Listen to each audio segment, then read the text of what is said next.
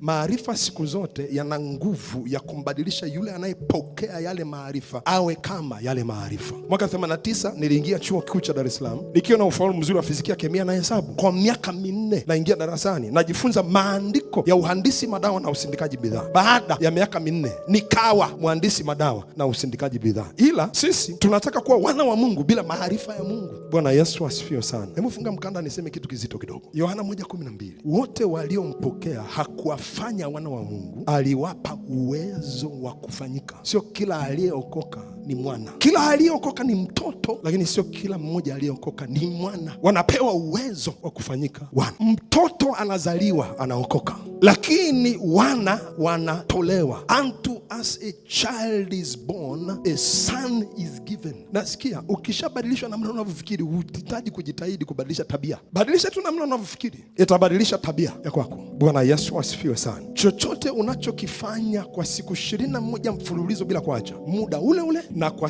time span ile ile kila siku, kinageuka kinakuwa tabia. Na chochote unachorudia kukifanya kwa masaa 10,000 unakuja unakuwa master wa hicho kitu. Tunachopungukiwa katika mwili wa Kristo, tunapungukiwa kujifunza. Paulo hasemi kwamba sivyo mlivyohubiriwa Kristo, alisema sivyo mlivyojifunza Kristo, kwa sababu usipojifunza Kristo huwezi ukawa kama Kristo. Bwana Yesu asifiwe sana.